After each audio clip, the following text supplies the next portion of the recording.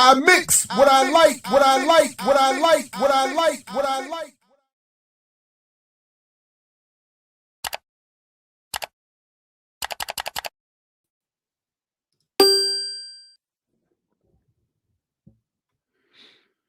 All right, welcome everybody back to I Mix What I Like. I'm Jared Ball, happy to be your host, getting ready for a really good conversation with Samantha Youssef. But just while we get started here and people start to show up, I know Carlos at Deculturation has a great live stream going right now. I know many other things are going on in the world that have people's attention, rightfully so. So no harm, no foul, as I often like to say here. And I don't think Samantha would disagree. You can always come back to this if you feel compelled to be somewhere else. And if you are coming to this later, welcome and peace to you as well. Please, though, if you are seeing this, like, share, subscribe, support the platform. Please sign up. Consider at least signing up at the Patreon over here, even just for free, just even as a backup, just in case. We always have a way to stay in touch. You never know what's going to happen. And there was one other thing that I meant to say, but I can't remember. So maybe it'll come back later. So without further ado, because I am very much excited to get to this conversation, Samantha Youssef, welcome back to the platform. It's good to see you again. Please, folks, the link to her work is in the show description. So please check that out going forward. And all the other interviews we've been doing and that you've done with Renee and Millennials and elsewhere. But good to see you again, Samantha. Welcome back. Thank you. Thank you for having me back. I'm excited to talk with you as well. So yes, thank you, Leah. Thank you for joining us. And again, I'm not mad if people want to stay over there. I actually really appreciate in part what I saw him doing, which I don't always like to see myself again, but he was revisiting an interview that I did with Norman Finkelstein a couple years ago and adding some, I think, important criticism to it. So I appreciate that. But speaking of which, because part of what that was a discussion of was Norman Finkelstein's unfortunate take on who is qualified to speak on behalf of Palestinians and who tactically he felt should be speaking on behalf of Palestinians. And when I saw these two films, Samantha, first of all, I'll say this, and I definitely want to let you sort of take over, and then I'm happy to have you guide the whole conversation. I want to hear your perspective. Oh my God. So first of all, I'm glad I watched them in the order that I did. And it was 36 and then no, the other way. Other way, okay. And I didn't look into either film beforehand, so I had no idea anything other than the general topic area about what I was going to see. But I'm glad I went in that order because All That's Left of Us, honestly, is one of the most painful films I may have ever seen in my life. And I don't know. I don't know what I'm missing. I don't know if it's recency bias. I don't know what it was, but I really, really struggled with that film. And I haven't been moved to that being that level of tears since really only two times that I can remember is the 5 Heartbeats when I first saw that movie in the theaters. That movie messed me up. I can't front. And Rabbit Proof Fence, which I don't know if you were, it's about colonization of the Aboriginal people in Australia. And when you watch the film, I'm getting choked up again. When you watch the film and when you learn what rabbit proof fence means in the context of that colonization, it's but it's all, and it's very similar in terms of, don't forget. Yeah, that movie really messed me up. That was I was like that one more than any film. I was like straight up bawling in that film.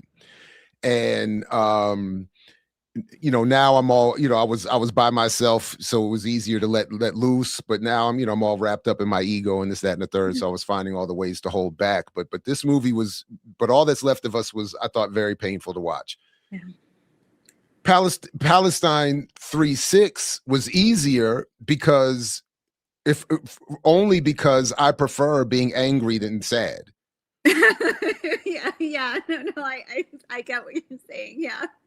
And 3-6 is back over to the angry side. It's not that it's any easier emotionally, but its focus was more on the militancy and the resistance and the history of the response, Yeah. and the first and all that's left of us was so wrapped up in these really, I thought, well performed performance, strong performances of family and loss, and really taking you into more than I remember seeing, and I'm happy to have you correct any of this, really bringing you into what it seems to be the more day-to-day life of a Palestinian in I think this was the West Bank. Yes. Yeah. Yeah. Yeah. So you see more of like what is, from an outsider's perspective, I don't see enough of what is it like walking down the street? What do the streets look like? What do the shops look like? What is a woman's washing dishes? And here's I mean, it's like, it's woo. So that one, yeah. And then I have more to say, but I'll just start with those two. So those 2 points initially, and then I have your PowerPoints ready, and then I even have yeah. You have, yeah, no, yeah, there's so much. I mean, I'm excited to just be able to talk about them. And I think for me, I felt the same way about these films. Like, I think Palestine 36 really tells a story of Palestine. Yeah. And I think All That's Left of You tells a story of Palestinians. All That's Left of You, I think it was saying us. Yeah, All That's Left of You. It really, and it's hard, again, talking about like bias and films and everything, like there's so much for me in both of those films, because we have family history, in both of them, and to see 30, like for me to see 36, like there's direct family. I don't want to, I'm always careful, like I don't want to expose too much of my family online and stuff, but like, that year we have family that, birthdays, like people have different birthdays because of what was going on in that year, because they couldn't register their birthday. So like, so we have people in our family, we celebrate different, like, that their birth date is different than their registered birth date. And there's like, and I think what I really appreciated in both those films as well is that I think we've never, like, I mean, it's not like I've seen the full breadth of all Palestinian filmmaking, but we don't get to see Palestine. Like, we don't get to see what was lost. And I think that was really important for like, even for us as Palestinians, to have like a memory, something on the screen of like, and I think that's what a lot of, like a lot of the times we see a lot of films that show like really like either like a lot of people will see what life is like now in Gaza, or they'll see West Bank footage, but they don't know like what Palestine was before. Like that was always just left out. And so, that it was, and I think, yeah, so I think, that was also just really hard. And the nuance of it, like in All That's Left of You, there's so, I think, and I've seen interviews, or I think that this is something that a lot of Palestinians feel, but there's like, we all see ourselves in that family. Like there's so much, and there is all of that nuance and that way of dealing with trauma and the experience. Like, I don't know, there's so many things that I've experienced just visiting family that, like just the situation with the soldiers when he's getting his son, like taking his son home, like that's like, these are things that you're constantly conscious of, and that, you experience, and it's surreal because you experience, like I've experienced that. And then I come back here where it's not supposed to exist, or it's like, so I think seeing that, like that film was just, it was on so many levels, like really emotional, and the details of it. Like, I met Mohammed Bakri once in my life, so that was like a really big deal for me back in 2004. And but you know, seeing there just little things like our family.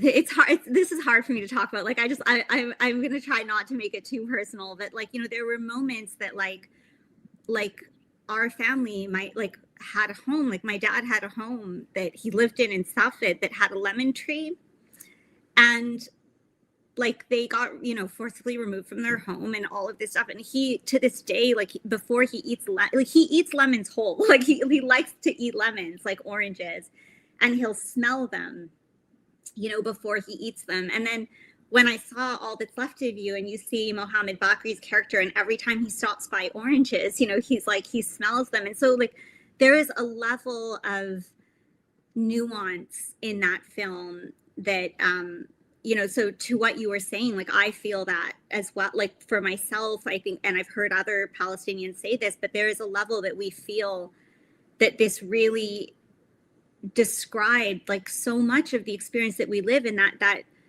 and it's not so far away, you know, because like my father's a Nakba survivor. It's still within a frame that people are alive still, and like, you know, and so I think that film really spoke to that experience, or at least that's how, you know, I felt that watching it as well. But I think equally Palestine 36, I really appreciated like the lens of like really, like I don't know, I don't like using the term per se, but the Palestinian gaze, or like the perspective that was off, like that it was showing, it was like finally getting to see a story through the Palestinian experience, because we see a lot of the story, you know, of like living in like Israeli Jewish Zionist occupation,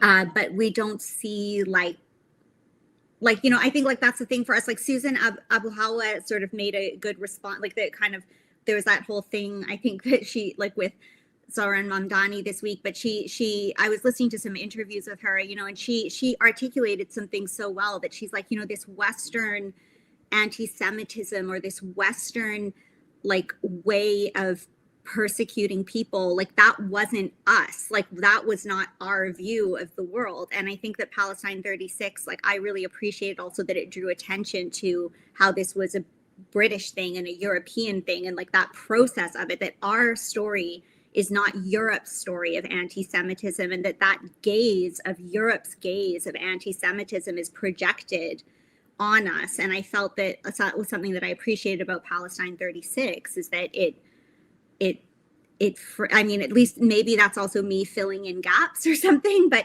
I felt like it also offered that framing. And yeah, like both of them are just, they for me, and I think for many Palestinians, it just felt like watching our stories or something, our history. Sorry, I'm probably rambling a bit, because Not at all. I'm happy for you to take as much time as you want.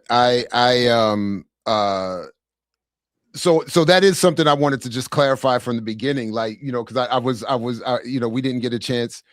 I didn't get a chance to. I watched them both very early this morning, Okay. because I kept struggling trying to find. As I've told you, I can't watch, and I'm right. I can't watch these. I have to watch something like this in the morning, because if I watch it before bed, I'll have nightmares. I won't be able to sleep. I can't. It's a whole thing. I can't either. I can't either. You don't have to explain that to me. No, so well, I'm really only going into it because the flaw, at least as it played out this time, is that I really didn't have any time, and I didn't want to look into anything beforehand. So I kind of just didn't run into I didn't have any time to look up, you know. So for instance, little things like, I felt like the I want to say middle generation father in All That's Left of You was also one of the revolutionary freedom fighters in Palestine 36. Is that, I saw him correctly, right? That was him, right? Yeah. Okay. Right. Okay. Shoot. It's Saleh Bakri, and he's the son of Mohammed Bakri, who plays the older version of the father, and Omar Bakri, that plays the father in the past, is Saleh's brother and Mohammed Wow. Saleh. So it's like A whole and Bakri thing. I yes, thought I saw in the credits, I saw Bakri a bunch, but I yes, wasn't clear. and First of all, yeah, sorry, go ahead. the teenage boy Noor is Mhm. the great nephew of Mohammed Bakri. So it's like a full. So They're like so our what's Palestinian Hollywood family, I think. yeah, I mean, so what's interesting is that first, so if we could just take a couple of minutes and Yeah. because one of the points I wanted to make was that these are really well made films. So I was worried a little bit that you were going to tell me again how I'm wrong to have any positive feelings about any of these films. Things, I know, we'll get to that. I know, but in terms of just films, like before you even get to the politics, I think to the extent possible, I'm confident in saying these are well-made films. They're from the cinematography, the storytelling, the pacing, the acting is so freaking yeah, good. let's maybe talk about the craft part first. I guess would be I agree. I like, and especially comparing to like when we're talking about these like nomination shortlisting things, like if the Academy Awards was based on merit, just the film, like just as the craft, like whether or not you agree, like yes, I agree with you, like politics aside, like any of those things, historic accuracy or whatever, or like anything. The only problem that I had in terms of that with 36 was the casting of Jeremy Irons as he wasn't Balfour. Was he actually Balfour in this? No, he was Lord something. Let me just look it up. I've got it. Yeah, he's Lord something. And the only reason I'm saying that is because to me, he's too well known. And Arthur Wauchope. Okay. Commissioner Arthur Wauchope. Okay, thank you. Yeah. It just kept reminding me that I'm watching a film when I didn't recognize any of the other actors, maybe except for one. Like, yeah, because you're probably not a Game of Thrones person, like Liam Cunningham from Game of Thrones, Davos. He was Liam Cunningham played Charles Taggart. He was the counterinsurgent, right? The specialist that came in. Yeah. No, you're right. Yeah. Okay, so good. I didn't recognize him. So Jeremy Irons was the only one, and it kind of just kept reminding me I'm watching an actual film. Yeah. Like a film, you know what I mean? And not I think like to be fair, like the thing is with those actors, and what was his name? The guy that played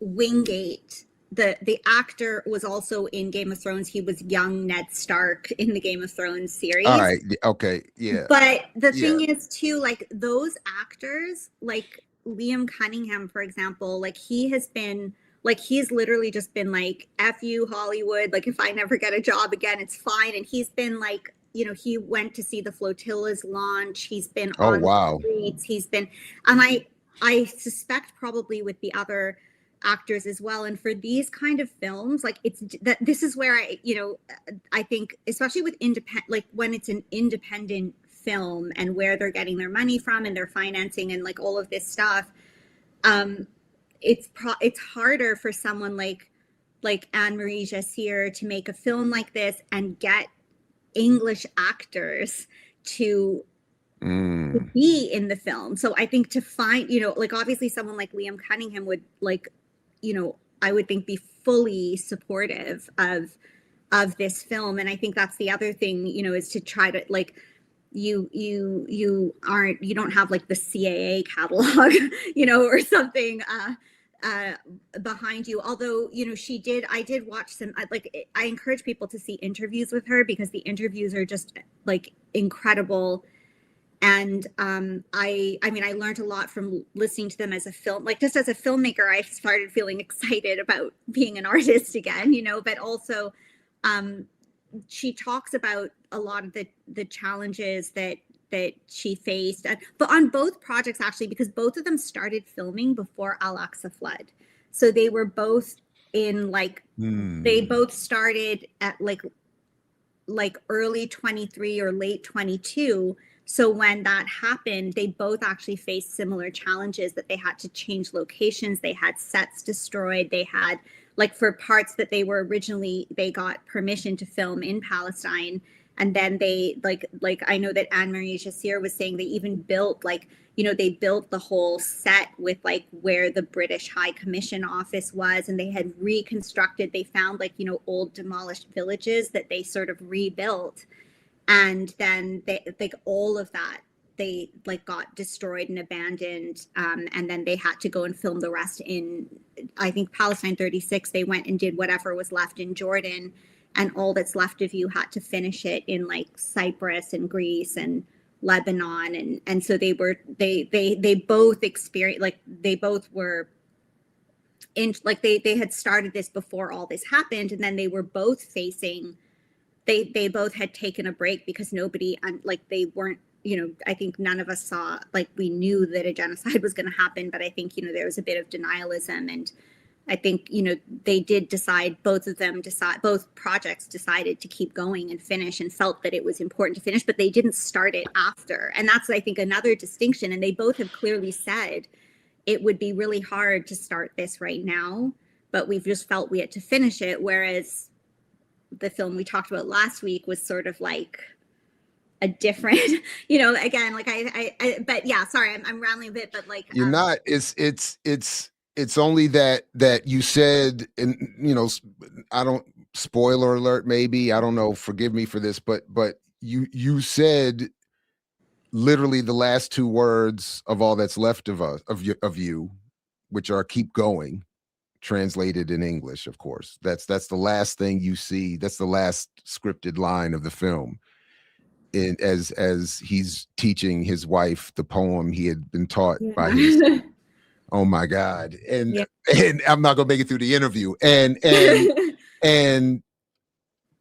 I did think, as I'm watching that, and this is what made it even more sad, is that they're going through all of this. They say keep going, and then 5 minutes later we have this genocide. And I don't even know what to say. I don't even know what to say to that. Other than 3-6, the two films make clear why there was Al-Aqsa flood on October 7th. Yeah. And from my humble vantage point, why they were legit in that effort. You cannot watch these, like, that's what I'm saying. So that's the other point. I have a note somewhere in my notes, like this is why the propaganda against this is so important, and why propaganda is itself so important. Because if people were really seeing and sitting with this kind of film and these kinds of approaches to these histories, again, the flaws you're going to point out notwithstanding,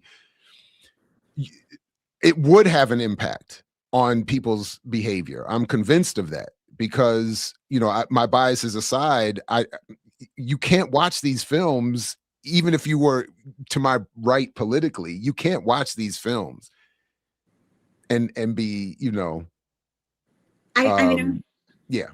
No, I'm glad to, I mean, it's hard, you know, it's that's the one, like I can try, you know, even like as a professional, I always aspire to understand how the audience might perceive a certain film, but these are films that, as a Palestinian, I felt that, like, when I saw them, I felt like these are the films I want to tell people to see, to understand us. I hope that I'm not also like, you know, because again, like I've told you before, like we tend to psychologically fill in gaps a lot of the times. I hope I'm not doing that. Like I'm happy to hear you say that, because I hope, like, that's sort of how I see them, is like that. I mean, I'm admitting my bias again, but I'm like, I mean, these, even when I was trying to do all my tricks, as I'm sitting there saying, you know, the filmmakers want me to be tearing up right now. Like I'm supposed to be tearing up right now because this is what the film wants, is I'm reciting that in my head, which usually works. Yeah. It's just that it's so well done, and it's so politically correct. Like it's on point. Like it's not a rom-com or something worse politically. It's and then it's telling you what, I mean, it's like, how can I just kept thinking, I don't know. I don't even, like, I kept thinking, would it be like, oh, you froze. people like this? Oh, you froze for a second for me, Oh, Jared. I don't know if I froze or if sometimes you've glitched a couple times. I don't know which one of it is. hope it's not. It's honestly, I hope it's you, because the amount of corrections and effort I put in on this end, there should not be any not one more damn glitch on this end. But yeah, of course, Yipper's saying I froze. So damn it. But yeah.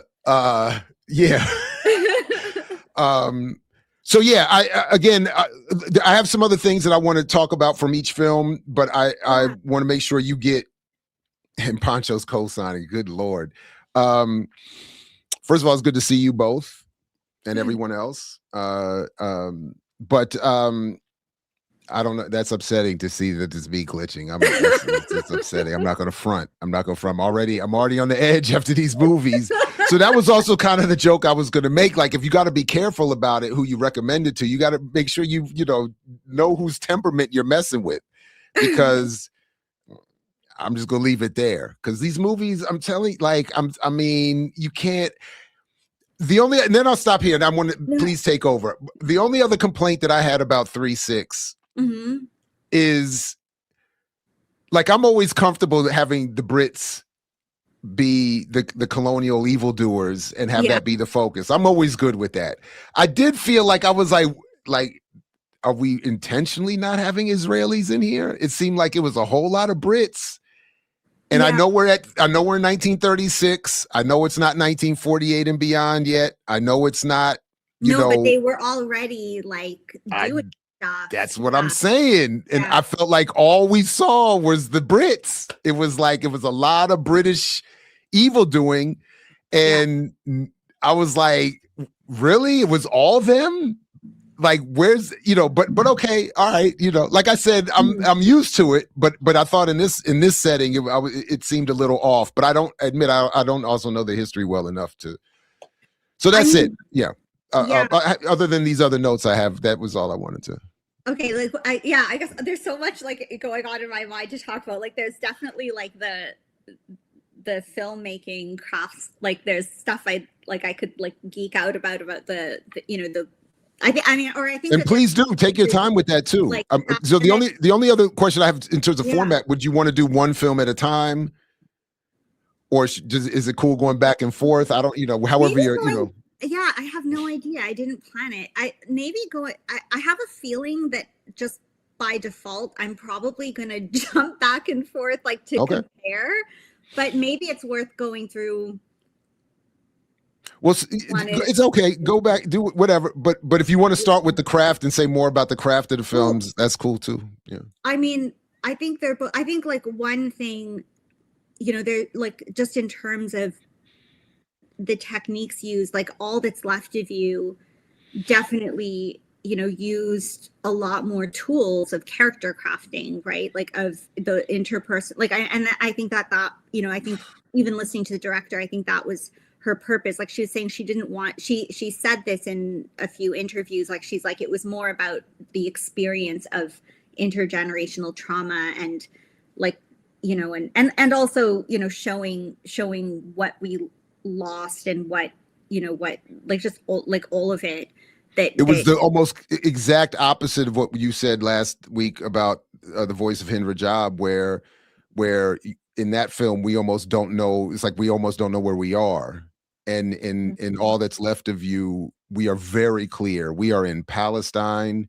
We are in a liberated, civilized, familial community. Like we're brought very much into it, and then which was very powerful, because then we also are meant to feel more of what is lost. Yeah. Intergenerationally, I thought that was very well done. Yeah, I watched them in the opposite order to you, like when I had like seen them for the first time, and so it sort of, for me, it was like I saw Palestine 36, and then All That's Left of You picks up like a decade later in that Palestine, right? And then sort of seeing the follow through on an individual, like following a specific family going through that. So it like that all, I think also just watching them in that order felt very like heavy in that way as well. And like certainly and I mean I did hear the directors talking about this too, but in Palestine 36, I think she did say that she revised a lot of things because she didn't want the characters to become as personal. She still wanted people to see their lives, but she wanted it to be that, you know, we didn't get so into their lives that we start like she wanted to show what Palestine was, and that there were class differences and different religions and different, you know, and it was important to contextualize Palestine and the events that were transpiring, that was more. And I feel that, like, I mean, she said that, but I think that the techniques that she used also illustrate that. Like there is a sort of not a limit, because we do get to know these people as people. I don't feel that she didn't humanize them, so I appreciate that. But she also didn't want to make it as much of a personal drama that was and that's the thing that you know, I think that you have to make a choice. I think these films together showcase that you have to choose which one you're trying to do. And the historic backdrop in All That's Left of You was positioned to show the Palestinian experience as opposed to the historic you know, interpretation. But both of them, you know, and it's interesting to watch both of them because especially Anne-Marie Jassir said, like, because they went and they got access to all of these archives, like they just found people to get like archivists, and she was like, the British documented everything because they were doing so much spying on people that there was like more information than she never. And she's living in Palestine, you know, she's like, I never even knew that there were these many records. The one thing I looked up was with the Lord begins with a Peel. Oh, Peel, the Peel Commission. That was Peel Commission. The one thing I did look up was that was the wiki about that, and because I knew nothing about that, and what they said in that wiki is that the Brits were miking and spying on those on the meetings in advance, as in the run up to the whatever the process was that was supposed to be happening. They were spying on that. So to your point, they were up until the very end of their immediate existence there were spying on everything. Yeah, like there is all like that's the irony is that most of the records now that survive about Palestine are because of British spying, like that you could see what village life was like, or that like they were just spying on everything. And in the film they show that how they did a census and had the land registration, and they went through and they claimed that this would help the Palestinians eventually, blah blah blah. But you know, and that's one thing that I do like about Palestine 36 a lot is that she brought in the imperial colonial context, you know, like showing the same thing that we've seen in other places, the way that the British go and they have different, like, you know, they bring in their systems and their legislation, and that you see that these people that were living there, that, you know, they did have, like, they paid taxes or they had like land things under the Ottoman Empire, but they didn't understand this concept of like, or what the purpose was at the time of why the British were saying, no, you have to have this property deed, and you know, like, and then if you didn't, the British just took that as free reign, or the Zionists took it as free reign to sort of, you know, just take that land. And so I do like that she, like, I think you know, and I agree with you. Like, I think that there was not enough, there was some attention given to the way that the Zionists treat, even like the Zionist settlers, like that were not necessarily the imperialist Zionists or something, you know, just that they were not willing to negotiate with people. They just killed, like they killed these Palestinian villagers that came to just talk with them to understand, why are you moving here, or what's, you know, what's happened, like, why are you building walls, why are you doing this, and they just shoot them on sight, you know. And so they brought their European violence just in their own behaviors, outside of even just the whole systemic, like, he says we don't want another Ireland on our hands. one Yeah. of the British colonial administrators, who And I did recognize also, right? He was the other one. yeah, I he did was recognize. That's right. He's the William one from Game Cunningham. of Yeah. Thrones. That's right. That's right. That's Yeah. right. And she did say, like, because that's the other thing too, like looking at who funds these independent films, like Anne-Marie Jacir did, like, and she, you know, she talks about this in one of her interviews, but she got funding from the BBC film funding like services, and she was worried they might take back the funding because they said that because of the context of the film, they had to have like someone revise, like go through it and make sure that it was historically accurate. And apparently the person that did do that actually said that it was very historically accurate, except that the Wingate guy, the one that was the Christian Zionist, like counterinsurgent militant that came in, apparently he was way more violent in real life, like way more insane and like.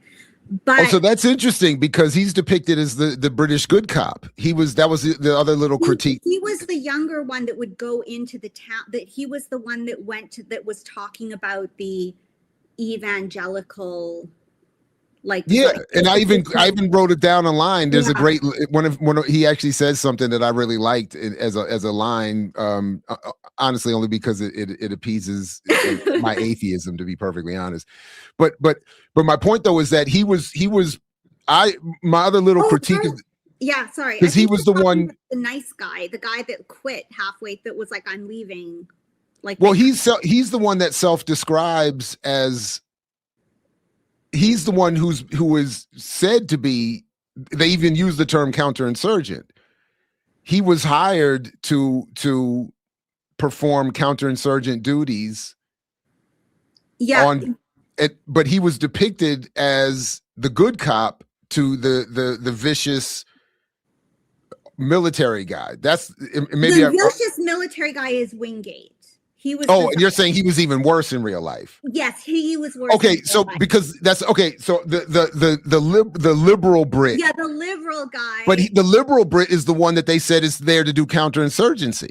Yeah, I think that's why I thought it was interesting that he starts playing that liberal role and ends up walking off.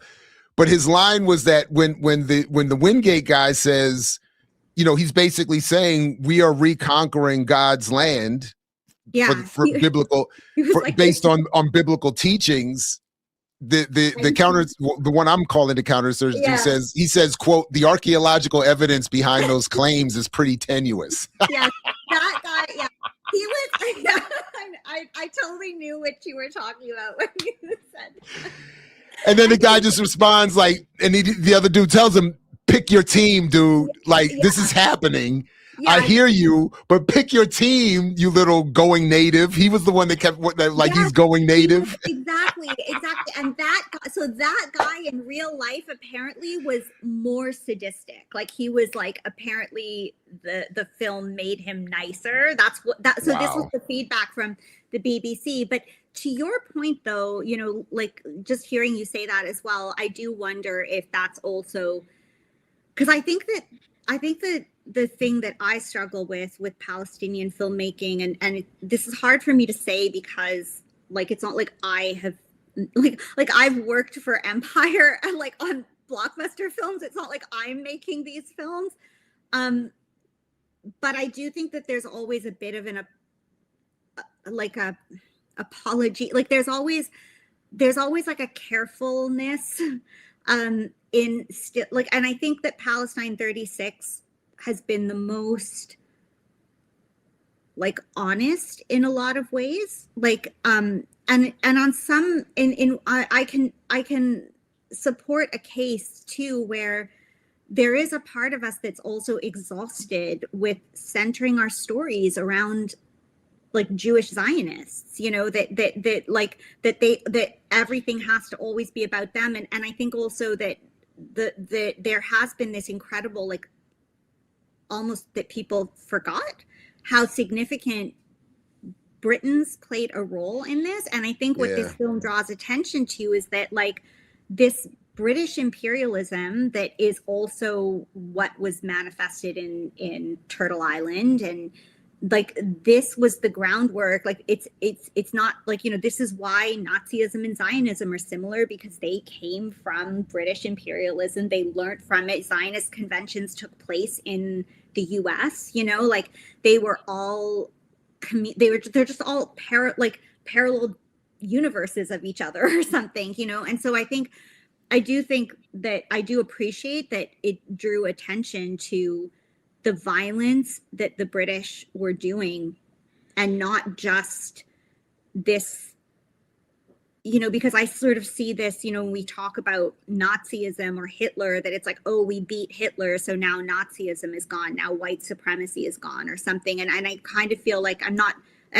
saying this to give Jewish Zionists an option, like a pass, but I also think that sometimes Anglo-imperial empire loves to also position other groups so that it will never, like, you know, it will still be sustained. And I do appreciate that there was a finger pointed at like this at the British, but I think that what wasn't addressed enough, or that was obscured, and this would be my criticism just of that film, is that it was sort of alluded, you know, because there, you know, when they made the radio thing, you would see little things like how the British person would speak when they I guess opened the radio or whatever, they launched it, and then you have the British guy being like, this is Jerusalem calling, and then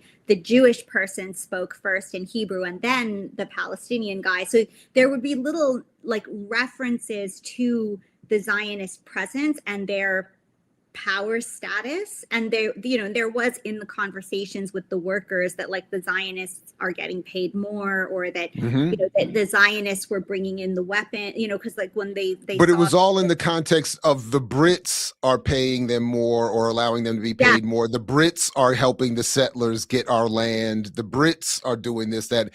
And as I was watching it, I was thinking this makes perfect sense, in the sense that this is the 1930s. This is what England does. This is what they're doing throughout the continent of Africa, throughout in India, in you know, this is what they do. And it also made me think of, this is also, I'm saying, because there's a line, some like a radio report that says something, or a news report that was talking about something alluding to the rise of, I don't think they said Hitler, but there was something about a rise of hostilities or anti-Semitism in Europe that was making Jews want to leave Europe to come settle here in Palestine in the 30s. Yeah, and, but the emphasis on the British was making me think this is exactly how Nazism was allowed to evolve in Germany, because it was running parallel to the colonialism of the Brits, the French, and everybody else, and who don't like any of these groups either. So there was even like some lines in 36 where an English person is speaking, and the way they would refer to the Jews and the Arabs, it's like, we don't like either of you, really. So you know, and we just want the Jews and the Arabs to finally live in peace over here, away from us.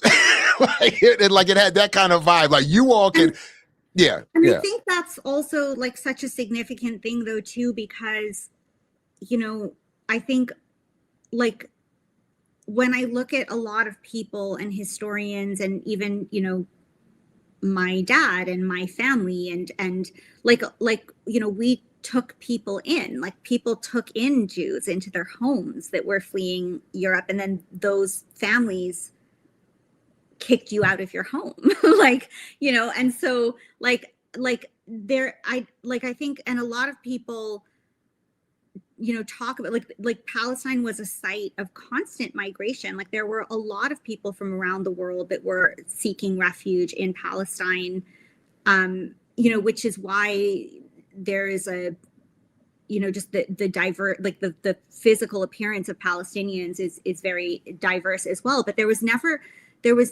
a like people people in Palestine didn't mind that people came to Palestine, and Jewish people would never, if Jewish people just wanted to migrate by themselves and set up lives in Palestine, I like historically the documentation shows that nobody took an issue with that. It was more that it was this it was the colonial control of the region that became the problem. And I think that's the one thing, my one criticism that I would say about, yeah, like with the film is that I think it is important to show that it was this Western imperial project, but there is a blurry line with Jewish immigration and the Zionist political influence that was happening simultaneously. And, you know, things like the Havara Agreement, where you have Zionists working with Nazis to talk about scaring Jews to go to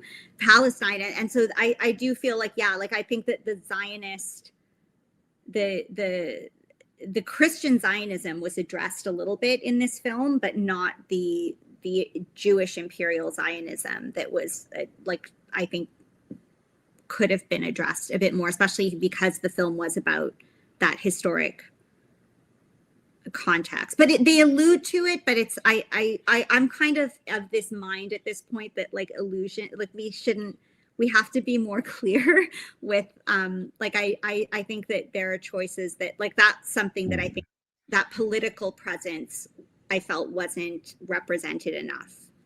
I don't know if I'm making sense. Like, no, I think so. I think so. Jewish presence, but not the political, like the like the political apparatus, like because you see Jews setting up villages, like as you said, setting up the fencing and the walls, shooting people immediately. Mm-hmm. You know, old people at that. Not that it should make a difference, but you know, shooting an old man like immediately, like, you know. Yeah. Can I throw a few things about please. 336? So I'm going to go to that one first, because one, oddly, just working backwards, this is just how profoundly ignorant I'm admitting here. I didn't know Palestinians played bagpipes. So I know this is sort of a silly thing, but I thought that was a really beautiful kind of thing at the end. No spoiler or spoil. I don't know. And I don't know that this doesn't spoil anything, but it is something, you know, and so I just didn't know that. So this is a thing like that. Like this is like, do you know any of the history behind that? So usually this is associated with Scottish people, but but how did this? What is this? Well, the bagpipes originated from the region. Like, I think really. So the Scots stole this too. Another European theft. Oh man. So I didn't know that. Okay. Yeah. So like that's why, you know, again, like I think maybe something else will come to mind as we continue the conversation. Like, that would be my sole criticism, would just be there should have been a little bit more emphasis on the, you know, the Zionist political role among the elite, like these kind of controlling politics. But I did really appreciate having a portrait of Palestine at that time. And also because, you know, like I've always like, you know, like every time, not just since Al-Aqsa flood in 23, but every time there was a nut, like, you know, 2020, like, or 2014, when Obama was just dropping bombs all over Gaza. And like, I always would find these pictures trying to show people like, this is, you know, who Palestine was. And I really appreciated that this film, you know, and why I appreciated Farha as well, but I appreciated that this film showed that it wasn't just that we were villages or something, that there was like a very developed, not that merits like life more. I'm not trying to imply, right. No, I get it. You know, but, and I think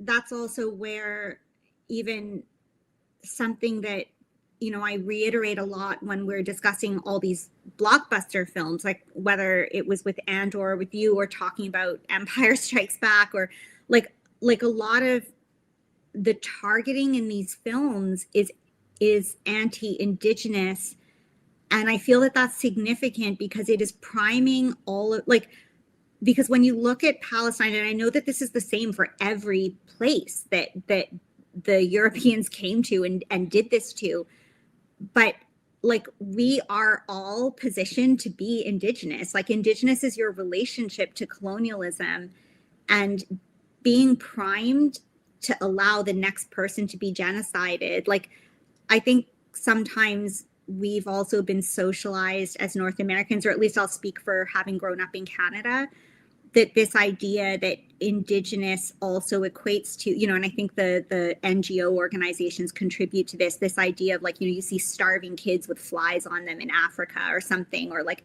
just these very underdeveloped places, but they, like, people are living like you're living, and they will go after you. They will, or they leave out the history and the processes that led to those conditions. So if they show the starving Ethiopian with the flies, like we grew up in this country watching all those years, they don't talk about all of the policy, all of the colonialism, all of the dam break, you know, the damming and the arguments over the Nile and all the waterways and all this other kind of stuff that lead to this kind of stuff.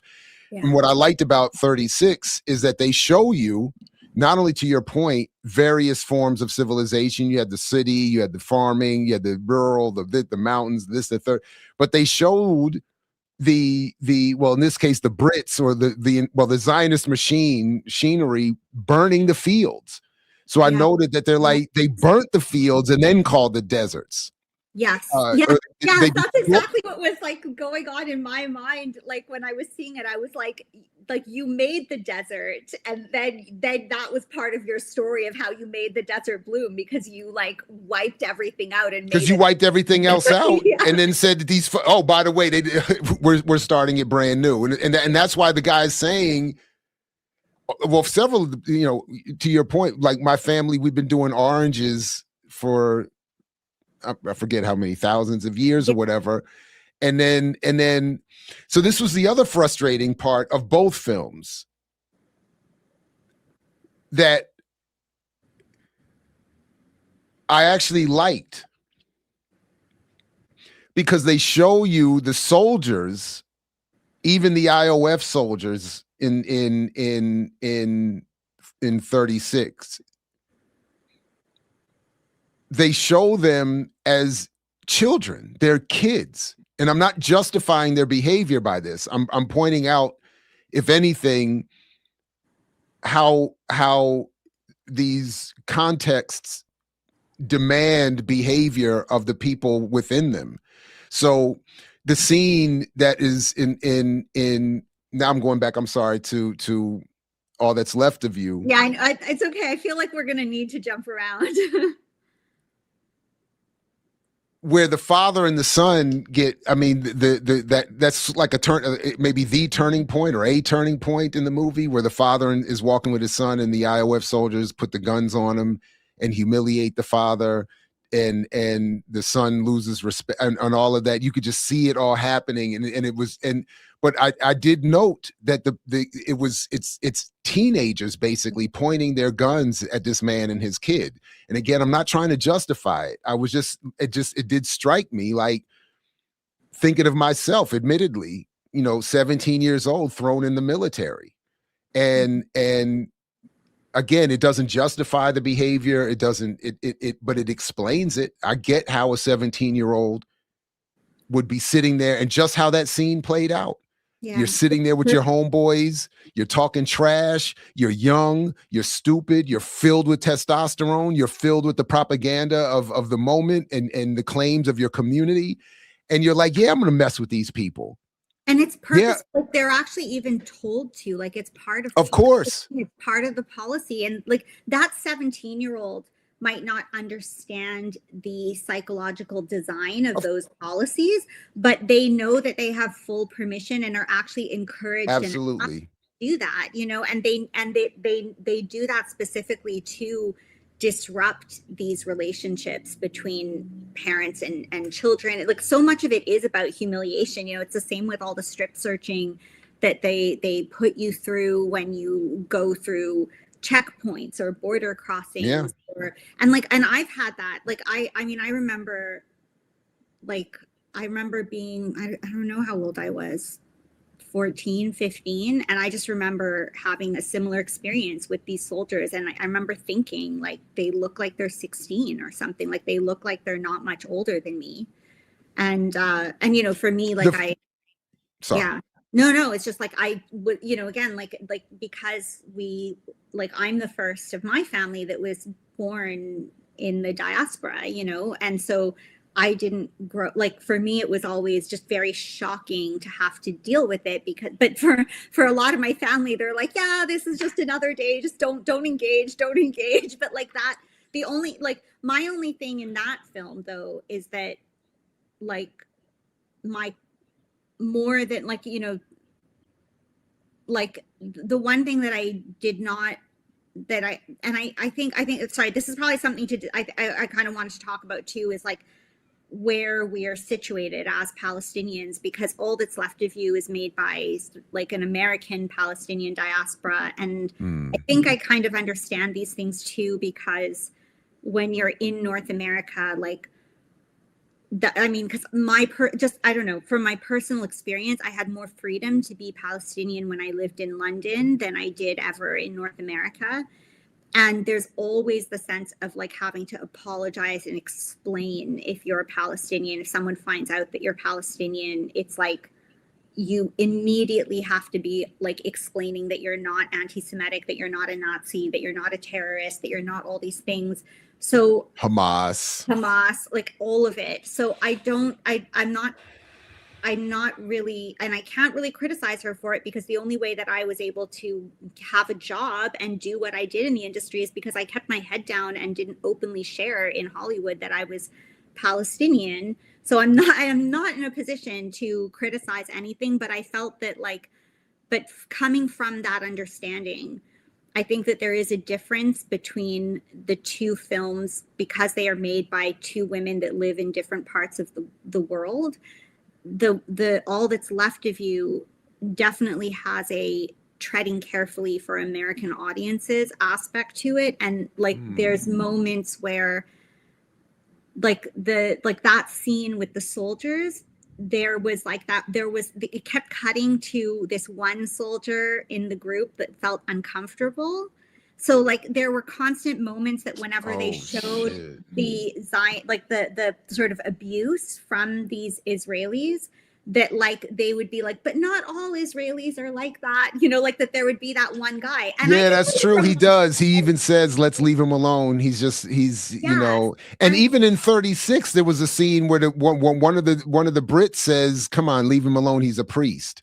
Yes, that's right. Yes. And so you know, always like, yes. And like those kind of things, I'm like, you know, like, I will tell you from my own experience, I have never seen that soldier. Like, I'm just going to say, like, I don't, like, you know, I think, you know, that is, and that's obviously deliberately scripted into the film. And so there's always this little bit of like, we still have to play nice, and prove that we're not being discriminatory, that we're considering like all sides. And I think, thanks, Renee. I think like it's yeah, like those, and that's the thing. And like, I think for me, the only thing with All That's Left of You is that the second half of the film, that was a bit hard for me to accept, in a sense. It like, sorry, because I think I'm gonna have to go into spoilers for people. Can I just please forgive this. I just wanted to say one more thing about that other scene.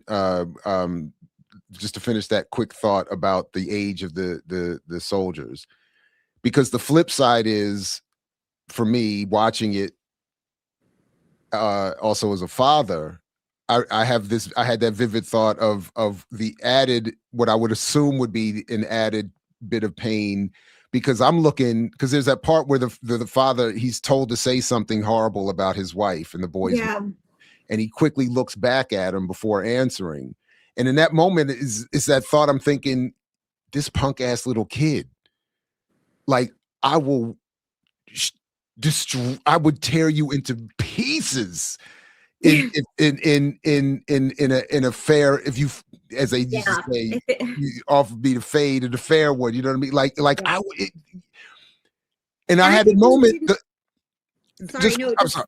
Go ahead. And also, if you didn't know, like, it's not even just that the gun is at you; it's that those soldiers have often killed children and laughed about it in front of their parents. So it's like sorry, I didn't mean. No, so all I was going to say is that the last time I got pulled over, it was a young cop, and a young white cop. And again, I'm not always sure how I'm being identified when I get, in these moments, but he called me son. Sorry. Yeah. It's very, I mean, and I don't mean to equate these as trauma, but I'm just saying in that moment, I had to think, I had to turn it over in my head. So I was like, son, boy, I will, but I had to, anyway. So the same tactics, like, this is the thing, like, that's that, whether that young cop is conscious of it or not, these strategies that get inherited or encouraged or whatever, it's the same. Sorry, it's just like, I'm just like, these are the same. Anyway,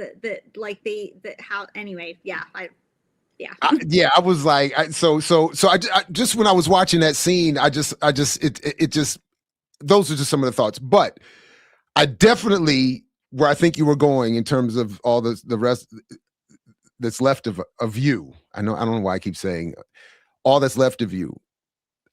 I'm definitely interested in what you had to think about that second half, because I was.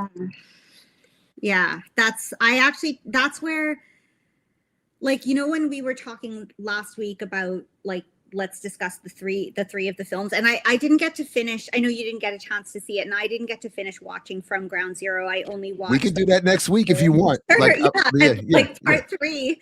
I would love to, actually, because then it would actually even give me, because my week got really hectic too, and I actually had meant to organize and do more. Yeah, we can always do more. So, that's never a problem. I would love it, because I feel like this is such an important, I mean, not that. Yeah, it's just, I really, this conversation is really important to me. So I would love to, that second half. So spoilers for people. The son gets this teenage boy, he gets shot during the first Intifada uprising. This is in 87, right? Because they show, and this is specific, like, the reason I'm saying that, because he gets shot, and and again, it's really painful, because that's the situation to this day, right? That, like, you need to get these passcodes and, like, all these things just to get to a hospital. But then when they're in the Israeli hospital, they are asked, I'm assuming this is what they're asked to sign an organ donation form when the son, because can we even build it up better than that? Yeah, forgive me. do, actually. Because the boy, because there's so many layers to this. The boy, because remember, I mean, the boy. First of all, to get us there, they show us the generations. So they show us his grandfather and having to lose his land, and the early Zionist settlers getting in Brits and whatever, moving him off the land. Yeah. Then we see that this, as a young boy, in the scene that you and I were just talking about a moment ago, he loses respect for his father. And eventually, and in the last scene of him as a boy, as a young boy, is him saying to his father, "You're a traitor." He calls his father a traitor, because the grandfather has that old energy of we're Palestinian, we need to fight, we need to remember, you come from here, they stole this from you. He's constantly referring to the Israeli or who Israelis as sons of bitches. He's he's constantly. Like he's and the kid is as I would understand most children is loving it. He's eating it up, and then he sees his father emasculated, and he goes, and I understand it. I completely see how that would happen. And I see why the father, of course, wouldn't risk their lives. And I see why the son would then walk away from that. My father's a punk. And then when he argues, when the father argues with the grandfather, the little boy calls his father, the middle generation, his father, a traitor. And then 10 years later, we see him as a young man joining the Intifada. He gets shot in the head. And to your point, it's not just the passes to get where, but they needed, his condition is worsened because they have to wait to get permission to go to Haifa because they can't do the important surgery that he needs in the West Bank. Yeah. So by the time he gets to Israel, so first of all, you get shot by an Israeli, then you have to go to Israel, wait all that time for the special permission. Then they show us the scenes are so well done because there's that one I'm thinking where the parents are sitting in the hospital and they're being told you have to wait. Your son's in an induced coma and you have to wait for the passes. And then they finally get there and they can't save the son. And then as they're sitting there in the room with their son's body on a ventilator, the Israeli woman comes in and says, will you sign the paper to donate his organs? Oh my God. Yeah. And even to backtrack, yes. And then even to backtrack more though, like it's not just like he's shot by the Israeli soldier and that they stop him, like, you know, because he's basically arrived brain dead because of all this weight. Like, but it's like, yeah, it's all of that. It's that the disruption of his relationship with his father, the like when the soldiers held the dad at gunpoint, right, and made him like call the mom a whore or whatever in front of his son, and like all of these things, and that's what I really struck. Like I mean, I spoke with some other Palestinian friends of mine, you know, to ask them how they felt about this too, but then in the story, in the way the film plays out, the father doesn't want to donate the organs, but the mother is like, maybe we should. And I have a whole thing I need to say on the side, but we'll stick in the film for a second, but then I do want to contextualize it. Then they, you know, they go to the mosque and they speak with a spiritual leader, and he's like, well, you know, we can make some exceptions or whatever. And I'm sorry, it was so typically biblical or Quranic in that he refers to a hadith that you could interpret. And anyway, I know, like, and I was like, oh, yeah, this stuff, like that I really take issue with these things, and like, and then they decide to go on, like, just, you know, that, like, sorry, I'll just go through the story a bit, and they decide to, I guess, sign these papers. And then it's almost like the mom dedicates her life to wanting to meet all the Israeli recipients of the organs. And she goes to their houses to meet with them. And then, like, one Palestinian, right, who didn't survive. There was one Palestinian who received an organ but didn't survive. And then there was that Israeli family. And again, they show the Israeli family like all nice and receiving her and just kind of like, and it's just weird too. Like, I don't, you know, and the little boy that received the organ didn't want to meet her. But then we go back again, another like 20 years later, and she meets that boy as an adult and she's having a whole conversation with him. And like, I don't know. I just have a really hard time. Like and then here's the other thing though, just to add to, like, this is the part that I was like, that's where the film just took a turn for me, that, and also in a way, like, again, I don't feel the same kind of like the take that, like, to me, that the film, like the Hind Rajab film was a solely propaganda piece. So I think the entire thing has to be interrogated. This director, I think that there is a bit, I would afford her a little bit more nuance in you know, what she's trying to do. And maybe it is that kind of thing of like, but I still have to live in America, and like, you know, and sort of like, but that whole, and it wasn't just, so then there was that whole organ thing, and then there was also the going back to Jaffa, or being in Tel Aviv and going back to his old house, and then going to the cafe and being like, oh, it's a little both sidesy, like it's okay, we all speak, like it's all good, that He's things like are, Hebrew, Arabic, English, yeah, whatever you want. it was really like, and I just felt like that, it just really upset me. Like I felt like this is part of this both sidesy like narrative, that, and that's where I, again, like I do, and I, kind of maybe a little bit to what we were talking about last week. I think that there are different communities of people, and at some point we have to interrogate, are we more American or are we more like Palestinian? And, just one other thing that I want to add is that whole thing about asking for his organs is weird, because we're talking about 1987. And if people like, Electronic Intifada did reports on this, but, like people were talking about in Gaza that they started organ harvesting again.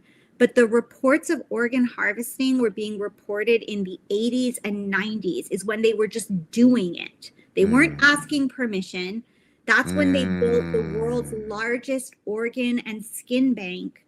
So the fact that they were even asking at the hospital is weird. And that is the time, like that was the 80s, the late 80s and 90s. That is literally the time that they were harvesting organs. Like they literally had built the biggest organ and skin bank in the world because of illegal organ harvesting. And then it got shut down temporarily for I don't know, in the by 2005 or something, and it was supposed to have been over, but then we found out, again now it Palestinians knew, but it's been exposed again that they've just been harvesting organs anyway. And they were, and this even goes, this is the thing, this is beyond, I get we're talking about the ICE things and people being detained. Sorry to make this really dark, but I get scared that their organs are going to be harvested, because Israel participated in organ harvesting in Haiti as well, and contributed to that. And that framing also of first of all, the fact that was introduced in the film, as part of the story, this, and that discourse around from when because I was looking at the timing, the film is 2 hours and 20 minutes or something ish, if I remember correctly. And I think it was the last 50 minutes of the film are from when he was asked, when they were asked to sign the organ donating, and this whole question about the organ donations and talking to the Israeli recipients and all of these kind of things is the last 50 minutes of the film. And so that's my main issue. Again, I still like I said last week, this story still came from a Palestinian, and I do think that there are a lot of things, to what we were saying before, this story, so much of it emotionally, and on another light, as a Palestinian being asked to donate your organs in Israel has a broader context too, because of the whole organ harvesting thing. What does it mean? For us in North America, we just sign our Medicare card in Canada if we want to donate our organs or whatever, but it has such a big meaning to Palestinians. And yeah, that was wild. I didn't know that. I already had enough of a struggle with that being included at all, and I wasn't sure why this was and for all the reasons you said, though, that's the thing, just in terms of as a person, if I went through all of that, I'm I don't want to give my organs to these people. I wouldn't. When I'm watching the scene, so the only thing that kind of made me, one of the things that made me question my initial negative reaction to that being this part of this arc of the film was the part where she's meeting with the young man that gets her son's heart as he's a young adult, and she's wanting from him some kind of acknowledgement that he has a Palestinian heart, that he's, and I thought if what saved, quote unquote, saved that for me was his reaction. I thought was very real. Mhm. His reaction was, but it's in his heart is in an Israeli body now. Yeah. And he basically said, I don't feel anything. Like, I don't feel like she was wanting him to express some sort of, and he was like, I don't feel anything. And I'm sitting there saying, I was thinking that's where I wanted some sort of Marvel Avengers type film where you see her just reach into his heart, his chest, and pull the heart out and say, well, I'm taking it back. But I thought what I thought might be trying to save it was just showing, like, we've sacrificed everything. You've killed our kid, you've stolen our land, you've taken generations, you're literally living on my child's heart, and you don't give a fuck. Yeah. And you are looking in my face and don't give a fuck. And I was like, that's maybe why. Yeah. That was. Yeah. And I think that's also, like, this is where I think there's, like, I'm assuming that this is where, like, the director is going with this, because I think what her goal was in this film was to get people in the headspace of what Palestinian life is navigating this world, and yeah. And I think, I think it like,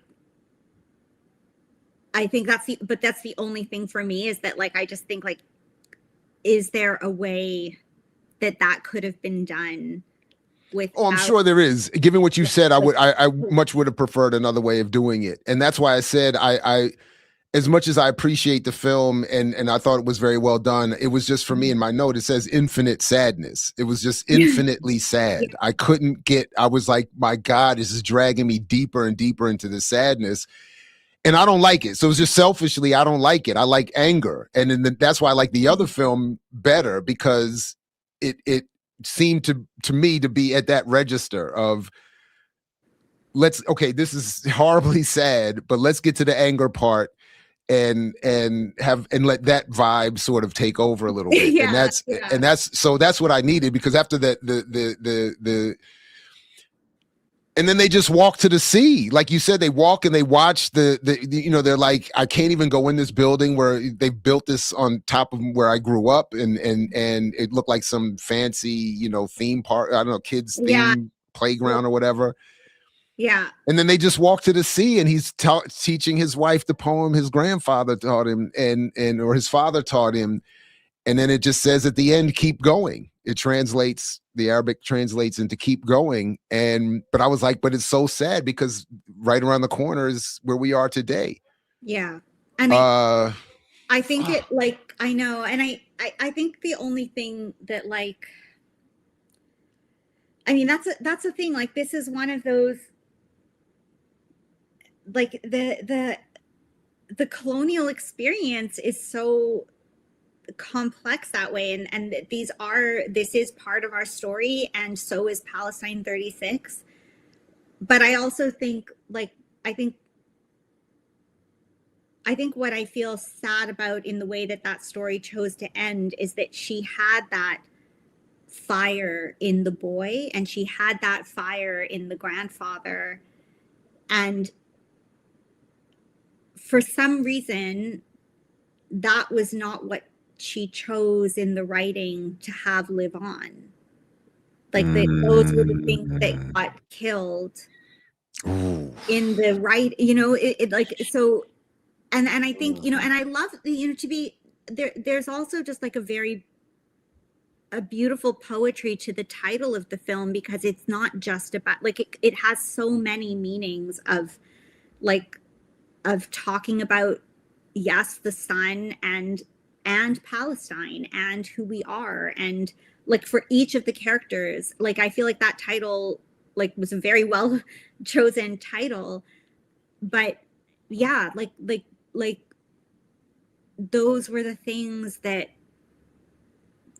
as a director, as a writer, was not left of you, I guess. Like, that's the part that really those were the those are decisions that I wish were different, and they could have been and still been all the things that, you know, like I said, like for me watching those films, especially the first time, like I couldn't critically assess them the first time I saw it because I was so emotionally overwhelmed, and there was so much, you know, like I said, it was like watching so much of my family and our and what, like, I, you know, I known or heard or witnessed or so, you know, that does make, like, it's like they were just very emotional for me, like both of them. But then, you know, getting to reflect on it after and think about it, like, yeah, I just think that the things that I really appreciated, let's say in All That's Left of You, the stuff that I felt like, because the first half I thought was just so well done, like, and she's a brilliant, like, I have to say, like, I didn't know, I have not seen her other films. She did a film called Emrika, which kind of reminds me of, like, I've seen a trailer, it's like a My Big Fat Greek Wedding but for Palestinians in like America or something.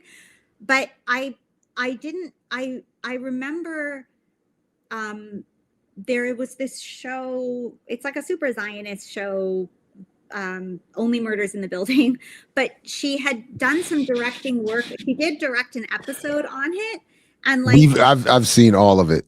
So okay, she yeah, did an I have to episode that admit that. Yeah. I haven't seen like all the seasons, but I do remember seeing the first season, and there was an episode that really stood out to me, and I didn't realize it was her, the one with the tenant, the boy that's deaf, and there was the whole episode done in silence, and that, like, you see it from his point of view.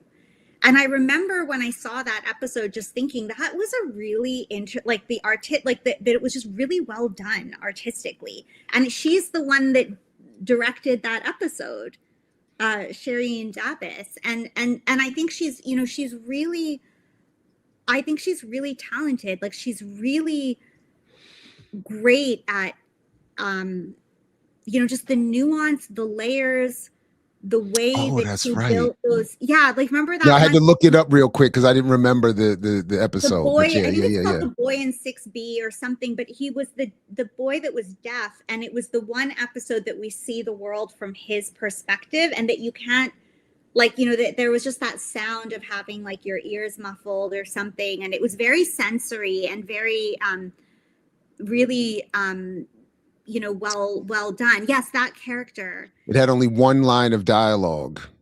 Yes, and she directed that episode, and I remember seeing, and I didn't know like anything about her, and I didn't realize it was a Palestinian woman that directed it or anything. But I was like, this is really, like, just from an artistic perspective, I just remember finding it like so fascinating how they chose to direct this, and I really, you know, I think when you see the first half of All That's Left of You, like the nuance and the layers and how, like, just how she told the story, how she set up the story, the you know, just even the way it start, you know, just the start that is the mid that becomes continued midway through, you know, that we start with the boy like during the Intifada, right, and then we go back in time, and there was just so much, like, I really admire her ability to direct and tell stories. And so I just think like everything that was encapsulated in the first part of the film, I just wish that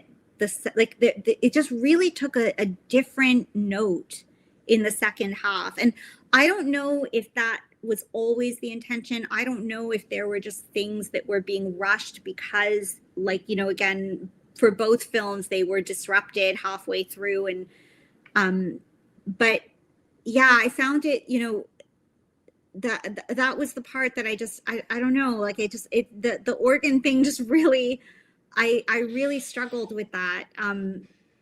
But there, and a little bit of the, you know, that kind of two-state solutioniness that was happening, you know, when they visited the cafe. And but equally it was heartbreaking when he went in front of his house, because my dad does that. He always wants to go visit his old house, you know, and it's like there was a lot of stuff that she captured that really, I think, spoke to the experience that a lot of us want people to understand. And I do really love that in that she did do that in this film. But the organ thing, just like that was.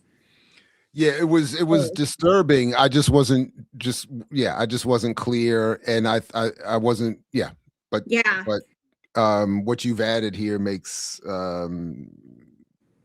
it that much more confusing and disturbing in ways. Maybe I don't know if you want to show the image, like, because Sure. it's just a small thing that I just put these images together, but maybe it's like also just to sort of, like, especially because that family was from Jaffa, and like just so people can see, I just pulled some images together, but this was Jaffa. Like, you can just slowly scroll through them. This was Jaffa in like up until 48 or whatever. And it was a huge city. And like, there was a little, Zionist settlement in the suburbs, like far out in a remote area, that was just like a little settlement that was called Tel Aviv, that they were building. And this was what Jaffa was. And then then afterwards in 1948, so like this is where the family would have grown up, where their home was. And then this is the after 1948, like this is what was done to Jaffa. So like when this happened in Gaza, like for us, like we knew what was going to happen, because they did the same thing. This was the British and the Zionists. They leveled this entire city to the ground, and they're doing what Trump wants to do now. They poured a bunch of cement on top, and then they built Tel Aviv. And that now this is on top of Jaffa, and that's literally what they want to do to Gaza. And so also the fact that this family is from Jaffa, there's this like thing of walking around being like, oh, like we speak both languages here. And I have a hard time. Like, I feel like that there's a bit of a making certain people feel more comfortable with everything that happened towards the end of this film. Which wow, I didn't mean to. I was going to say that's a bad pun, unintentional Freudian slip or whatever. But it backfired. It didn't work because of what happened in real life. So even if if you're right and that was the intent to try to make it seem better, that's what makes the movie that much more sad. Yeah. And why is because even if you're trying to do the whole, well, now I speak English, Arabic, and Hebrew type thing, and they said that the food they got at the renovated restaurant was delicious, the whatever, the old style pastry or whatever that they were like, it's still delicious. It's like, even if they're trying to do that, this is still where we're headed. Like it's like it didn't work. It is my point. Like even that's what I was taking away from it before you added all of this depth, is that all that's left of you is after we've given it's like we've tried every single, we've given literally our son's heart, and we've tried doing the cosmopolitan thing. We've accepted this. I'll speak all your languages. I'll stay in these. And then when they show them how they're walking down, like how people live in these encampments, really, these open air prisons as they've been described. Yeah. It's like, after all of that, you still just get another level of genocide. It's like you can't even, like the son said in 36. My bad. I keep saying, I keep wanting to say 3-6 because when I put this happens, I was like, I need to redo the thumbnail. But I kept thinking,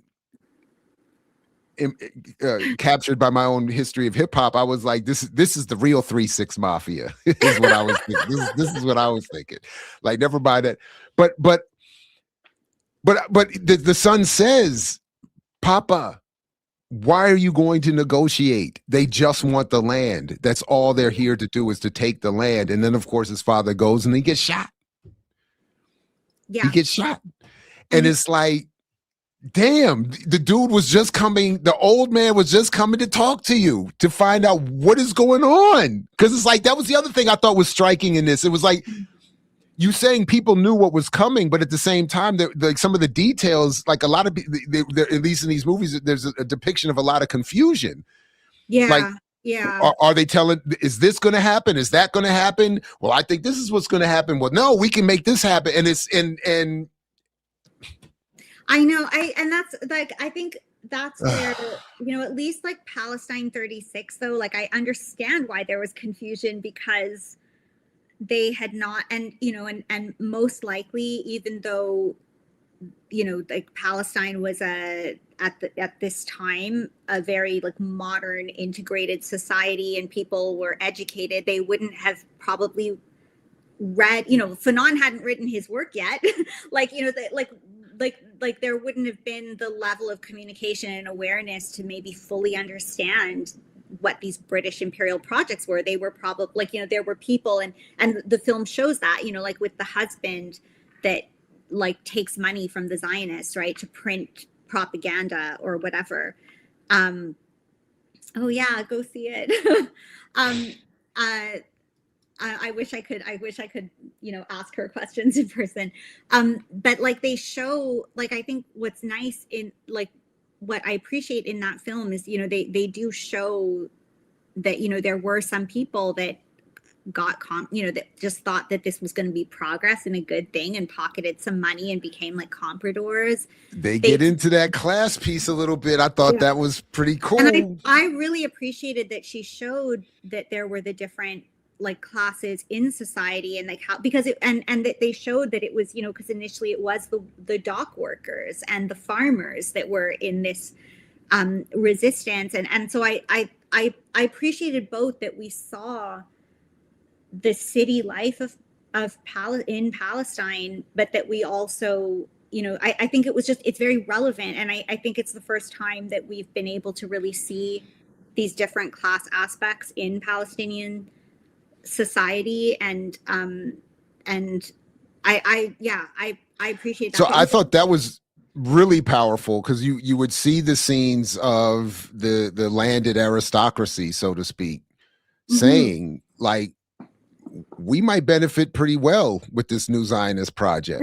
But you also see, like, for people that like know or that you can, like, again, this is stuff that I would have loved to prepare better, even just to share visuals. But there were Palestinian delegates that were constantly in London trying to, to like this is the, and maybe, this, I mean, this film was focused on like the revolts in 36 specifically.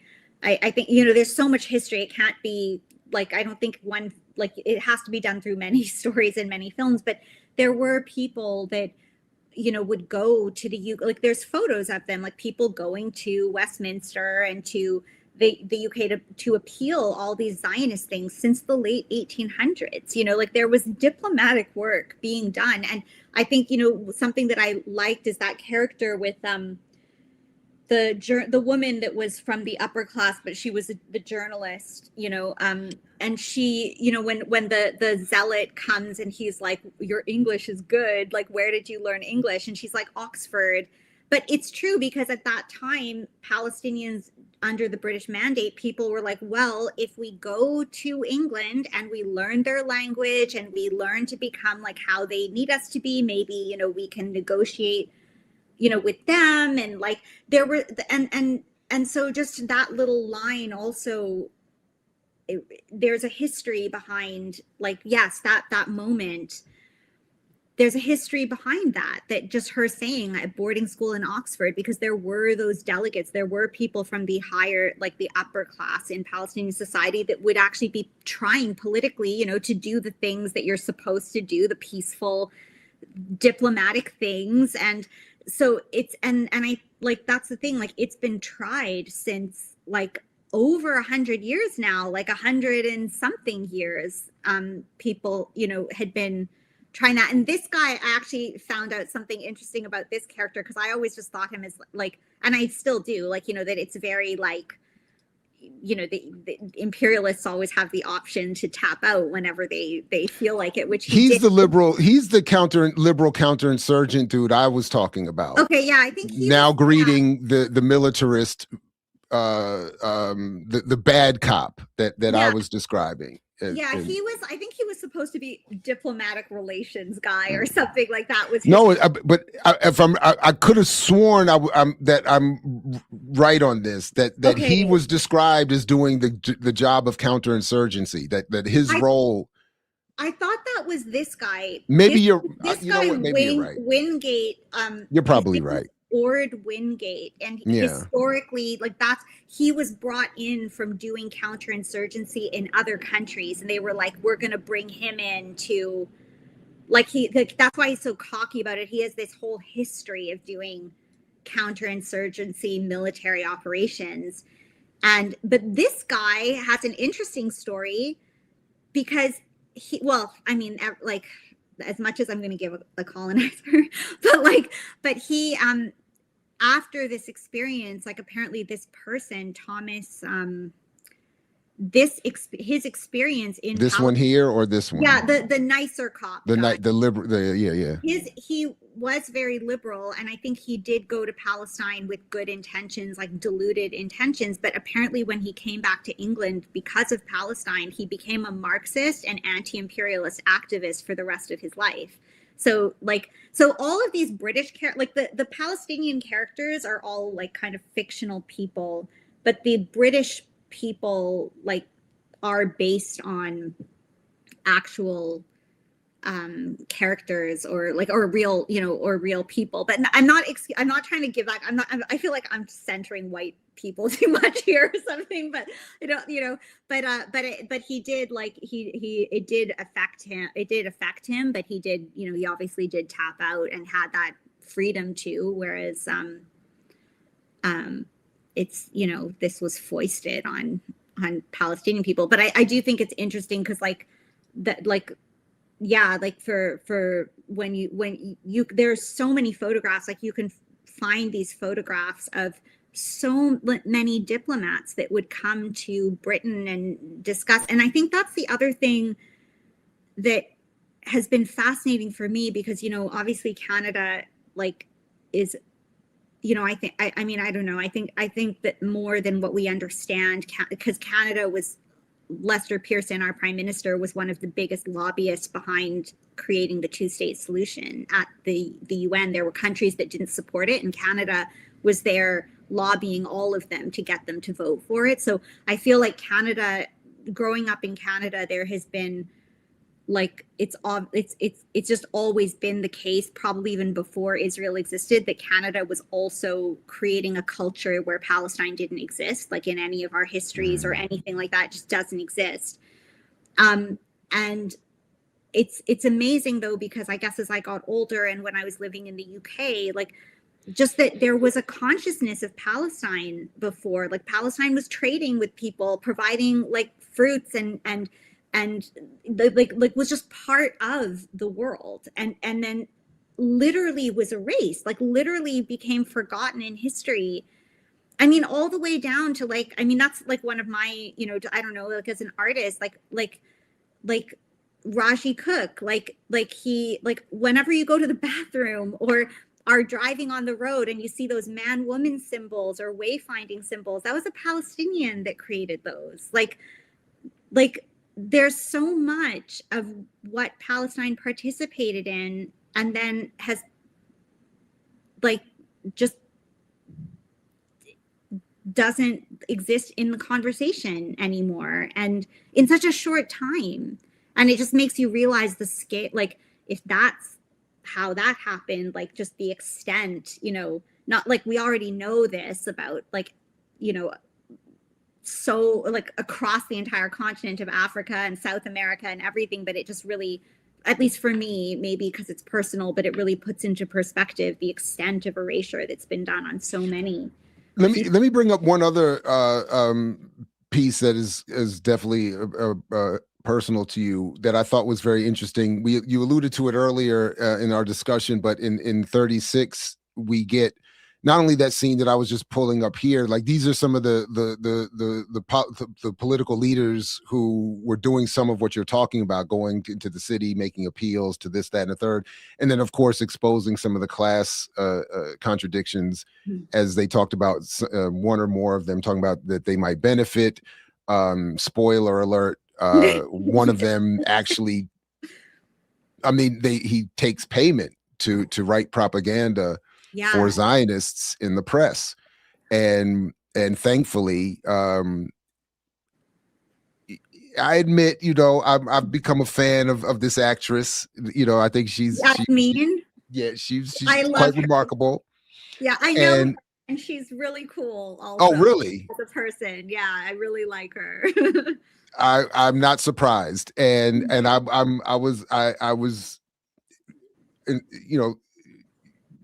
taken by her character and her performance, but also that so I was glad, because I was like, because when she discovers what he's doing, she doesn't immediately sort of get enraged and argue with him, and doesn't immediately leave him until the end, where she gives him his ring, and then you see her walking into the revolution. And I was like, good. I was like, how are they staying? Like, how is she going to reconcile this? You can't go back to this man. No, you can't. I agree. It doesn't matter. Never mind my childish crush in watching this movie. Like, you can't go back to this man because he's a traitor. Yeah, you can't. No, I agree. And I love that. I love that moment. And there was so much that I just, there was so much that I appreciate. But the other part that I really meant to bring up, I'm sorry, that I thought of you as being personal, is that I thought that they really that we don't we're not encouraged as outsiders to think much of, is that they showed the Catholic Palestinians. Yeah, the Christian Palestinians. Yeah. And then I thought it was important that the priest got put on the bus with the imams, just like, you know what I mean? Like, at the end of the day, I literally was hearing Malcolm X when he's getting put on the bus, when Malcolm said, they don't oppress you because you're a Muslim or a Christian. They oppress you because you're black. And they oppress you because you're a Palestinian. Exactly. So it was like Catholic, Muslim, everybody get on the bus. And then I did want to ask, because I wasn't clear if I missed it, like, what happened? Who did that to the bus? That's what I'm not, honestly, I feel like I have to rewatch that. I was actually thinking about that too. I'm not clear, because there was I need to rewatch it, because I feel like maybe I missed something, or it was meant to be not clear, because they did show that there were those, because that was in the town that was nearby where the rebels, were. And I think, again, that bus was like, because the driver of the bus was also Palestinian. And they've made him go. And I think that was one of those human shield moments where they, because it was the counterinsurgency guy that had witnessed the car in front of him get explode. Like, remember when they were, before they invaded the town, the British and the Christian Zionist crazy guy, and they were, I guess, their tank or whatever parade of military. Yeah, they got the IED. So was the driver's hesitation because he knew that there was a risk, or because he didn't want to take the men away from the families? I think he might have known that there might be a risk, but he wasn't necessarily a rebel himself, but the rebels had, lined up all those things. And I think that was my understanding, is that the counterinsurgency guy learned from the experience that had just happened, which was the reason they raided that village or whatever, and then used the truck as a human shield to test the road. Okay. I think that was my understanding, but I feel like I have to watch that again too, because I was thinking that again, this week was so rushed, and there were a few things that I was like, oh, I need to check that before we have our conversation. And that was one of the No, we things. can always come back to it. There's no rush. I don't mind.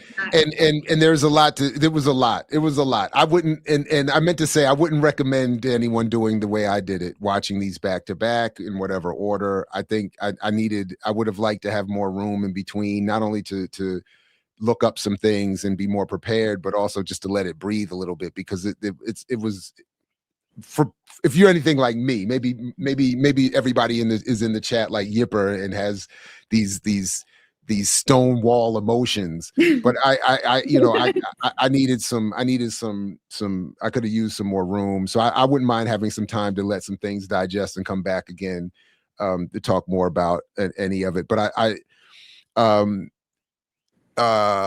just quickly, the only other thing, so there's a line in there that I liked where they said it was a reference to bread or bullets. We need to give them bread, or there's going to be bullets. Oh, yeah. Or when they were deciding to rebel, I think it was a question of, the Saleh Bakri's character said that, when he finally, like, because I think that was the nice thing, again, none of these characters got like the level of depth, right, like in All That's Left of You, but I did appreciate that they did show, even with his character, like there was that portrayal that nobody actually wanted to be a rebel. right. Like, he's like, I don't want to fight. And it got to this point, and because he got beaten asking his pay, or he got like the violence against and like, yeah, that it was just that was like, I get to your point. Maybe that was one of the few moments where I was thinking that was a little rushed, because in the film we went quickly from him saying, I don't want to be involved, and then immediately the next scene he gets beaten, and then immediately the next scene he's like winking at the guy like, let's go. Yeah, let's go. Let's go. On the one hand, that's cool, but it was a little rushed. But I get, there's not. I made the point about.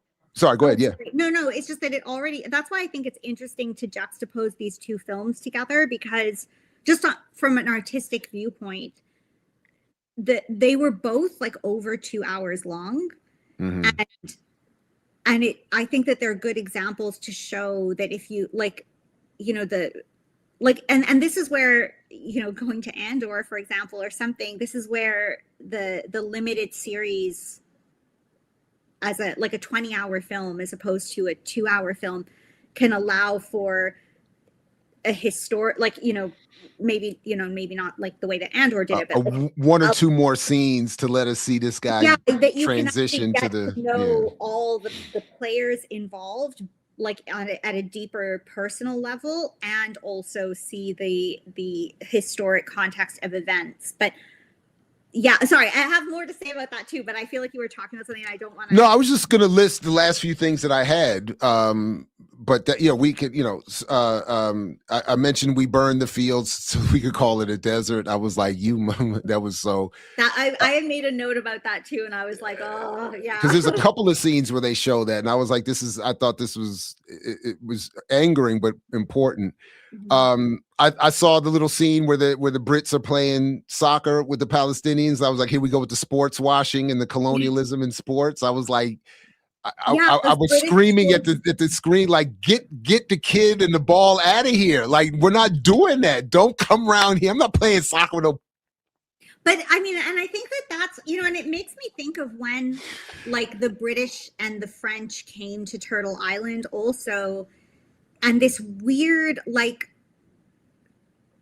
mean, I know it was done differently, but it's the same thing. It's like you kind of like trick people into like, there's like a tourism aspect, and we're kind of like integrating with you, and we're kind of doing this, and I feel like, and then at least like here, like the French like did stuff like that, and then they literally abducted like a leader and their children and put them on a boat and took them back to France to like show them to the monarchy. And it's just like, I just feel like there is that aspect of what the this colonizing process is as well, that again, the film didn't focus on it, but I appreciated that she inserted those things as part of what was going on in the world, because there was this like Palestine tourism. Like if people look it up, there were tons of posters that were made in France and England at the time, like go visit Palestine and go to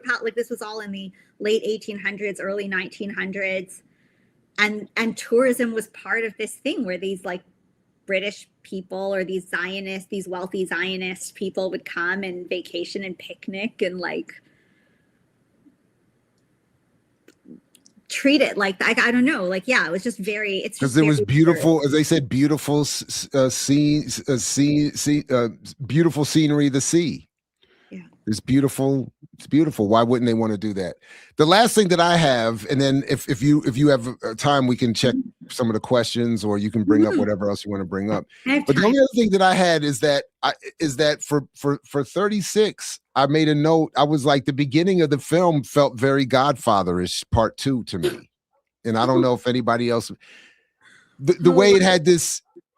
I don't know, the quality of the cinema, and then it has kind of the same kind of marching band music in the background, because there's this British ceremony that they're going to or is happening nearby, and then it's got this big kind of cinematic where you're being introduced kind of quickly to all these different characters with the thing. And I was like, wow, wait a minute, this is feeling kind of Godfather-ish. Anyway, I have to watch Godfather 2 again, because I feel like it's been like decades like since film. I'm every couple of years I rewatch 1 and 2, so it's pretty fresh for me. But okay. Yeah, I was just a note. I was just like, wow, I'm with the clarinet music, the marching music. I was like, in this big sprawling thing. I was like, wait a minute, this is like the wedding scene at the Vegas like place in part 2 more than part 1. The radio, when they launched the radio thing, when they launched the Palestine radio event. Yeah.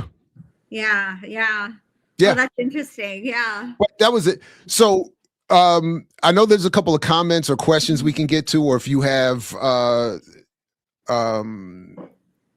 so Yipper was asking, is my big fat Palestinian wedding real?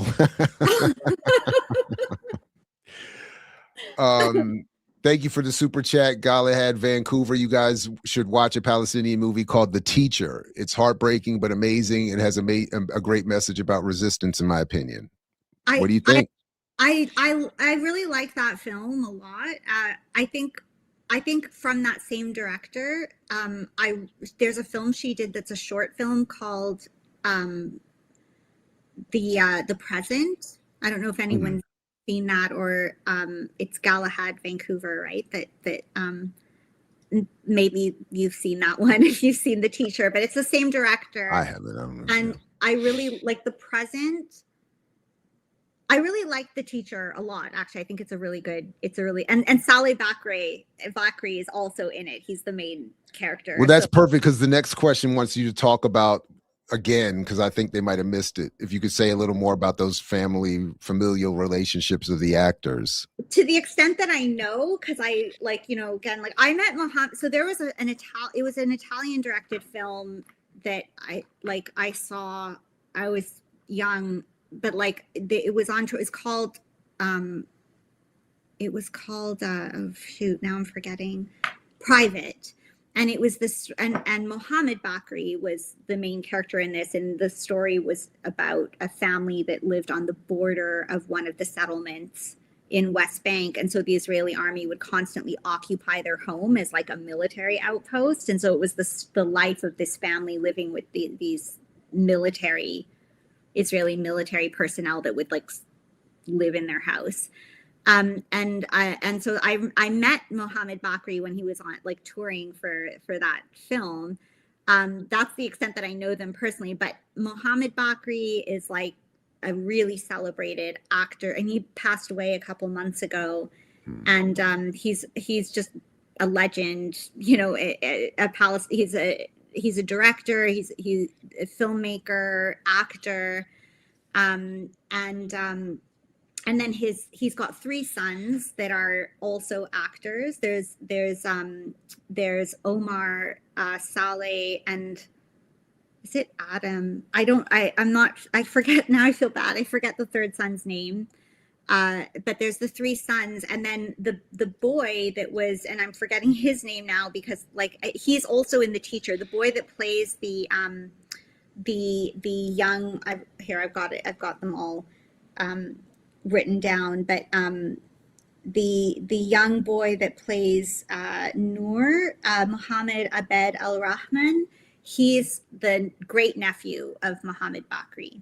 So they're like a very like acting cinema kind of family, and you know, and Sal, like I feel like Salih Bakri as well, like he's always wanted to stay in Palestine. Like he's been like I've heard stories where he's just, you know, like he doesn't want to take jobs in other countries or other acting jobs. Like he literally has like lived and like even sometimes had to starve because he didn't have enough food, but he will always stay in Palestine. So I always feel like I appreciate him a lot. And he's a main character in The Teacher, but also under that same directress that did the film The Present, he also is the main character. The Present is just a 20-minute short about a dad that they need a new fridge, and it's his wife's birthday and they need to go get a new fridge, and the daughter wants to come with him, and they go through all these checkpoints to just get a new fridge for their house and what that experience is. And it's a really great film. And The Teacher is also, I find, like a really, really good film. As like it's very moving, but I think what I like, and I think I think that's the hard thing for our films right now, and that's sort of what makes it hard. Like when I talk to some of my Palestinian friends, some of them don't always watch all the films because I really hope we get to a place, and I think that's what I really liked about 1936 is I don't want all our stories or it's hard to watch all our stories always being tied to oppression, violence, and occupation, and always being tied and centered around like Zionist occupation and Zionist violence. So for me, at least, the stories like, and it's hard because most of our films at this point are that, and I think a lot of it is just an appeal to be humanized in the world and to be included in the world again, and to be, you know, and for people to understand like what's happening. But I think that's one of the things that maybe just from a personal, you know, non-film critic level, but from a personal level, that I liked about 36 in the sense that it is centered around the Zionist, like what was to come in the occupation and colonization and imperialism. But I did like that it wasn't as much about us as victims under Zionist oppression. So that was something I just really appreciated seeing. Yeah, I thought about this myself because, you know, one of the things that keeps coming up as I watch movies all the time is that you know, because one of the moments where I was struggling not to just become a puddle of tears, I was trying to think, you know, honestly, one of the questions I had is, you know, when is the last time a film that centered anyone from the African world moved me like this?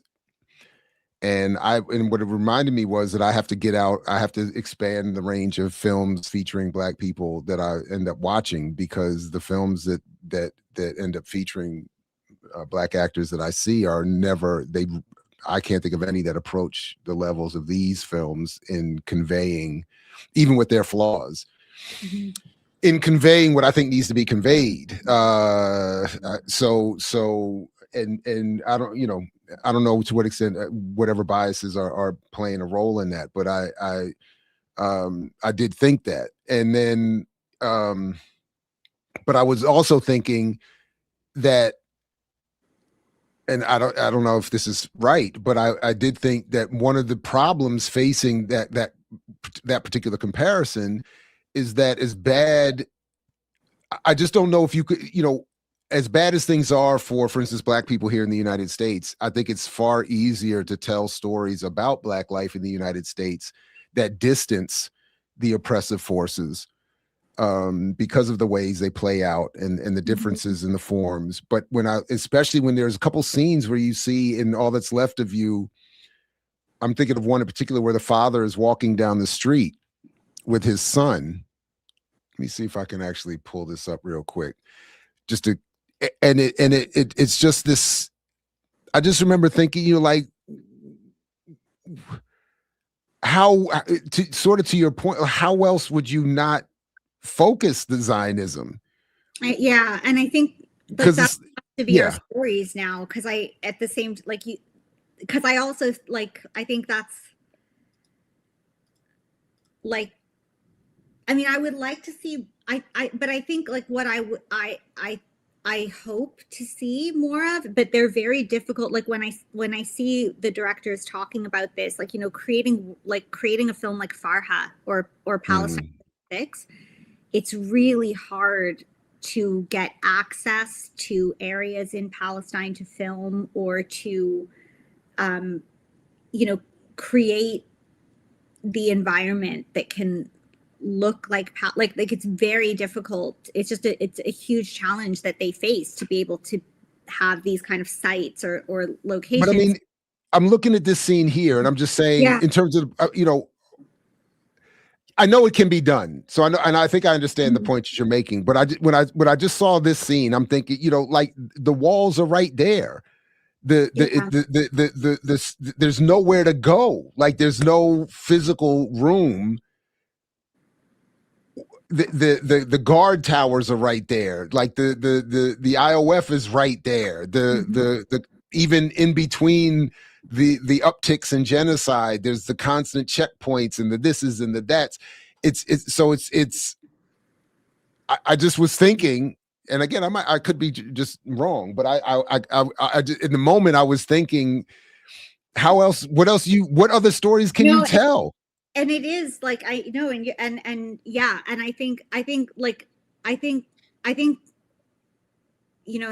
those films, like The Teacher, shows a lot about like how houses get, like, there's like a house demolition scene in it too, and just like how that's like a normal, that's like just like a normal thing that's happening. But I think what I would like to see, that I think would still, and I think that it's opening up to that, is that telling the stories of Palestine before this happened can also, like, I think that's a way to also tell Palestinian stories that showcase more than our relationship to Zionism, while still centering, like, keeping Palestine alive and pointing out that this is a real place that existed or exists, and that there could be, like, I don't know what the best thing is, but I think that there's been a flourishing of Palestinian filmmaking, and it continues to expand, and so I think we'll definitely see more things. But you're right, because like there is no like normal life for Palestinians. Like, it would be dishonest. Like, it's completely dishonest to make a film that's just like, but Black Panther Palestinians or something, which is dishonest also in like its own, I was thinking you would have to do something to what you mentioned earlier in the diaspora, maybe, or something that, where a Palestinian story is told, maybe I don't know. But even in the diaspora, like, that's the thing. The reality of I know. Diaspora is like, I don't have an answer. It was just a thought. And then, Leah, to your point here, the films at AFI, African Film Fest in Silver Spring, don't do it for me. No, that's what I'm admitting. First of all, I haven't been to that film festival in a very long time, and I don't go out very much. I don't go. So what I'm admitting, Leah, is that I don't, like the films we're talking about here had to be, I had to, seek them out and have them, brought into my space. Like, I didn't, it was not part of my normal film viewing process or whatever. So that's all. That's what I'm admitting. I'm admitting that I have to expand the range of films that I see featuring African world people, because the ones I end up watching don't come close to that. To these is what I'm arguing. But I'm not saying they don't exist. I'm saying I don't see them. But speaking of the AFI Silver and Silver Spring, while we're here, forgive this impromptu announcement, but just being arranged yesterday or this week, May 12th, Tuesday, May 12th at 6 p.m. Eastern, there will be a screening of Crushing Wheelchairs featuring. I wanted to ask you about that film because I watched your conversation about it, and it was actually something that I wanted to, because it was that whole thing about who tells our stories, and I really sorry, okay, I didn't. No, now that's a film. Maybe that see it in Canada. Like, is that a screening? Is that a live screening, or is it an? It's going to be a live screening. There's a series of them happening in May, starting up in Boston the first week of May, and then they're concluding on this East Coast run in DC on May 12th. And there's only going to be 75 tickets. So once we get it all promoted, please, folks. If anyone knows if it's being screened in Canada, I would really love to see that film. I'll check. I'm in a conversation with the filmmakers and the people. You know, I'm in I'm one of the small role players in the media team. I will ask. See it. Now I should say that movie. I should have included that. It doesn't. I wouldn't say it stars or features Black or African, but there are Black people in it. And it came close in terms of the emotion. I mean, it's a powerful film. So May 12th, Tuesday, 6 p.m., DC AFI Silver Theater. I will have much more to say about that as we get into the promotion of that. But yeah, so I'm very much looking forward to that. Yeah, because I did catch your conversation, and I really appreciated it. Which one? I caught your you didn't, or I don't know. Oh, with the one that you did that was an interview, I think, with the film creators, and I really want to see that film, but I haven't seen any screenings here.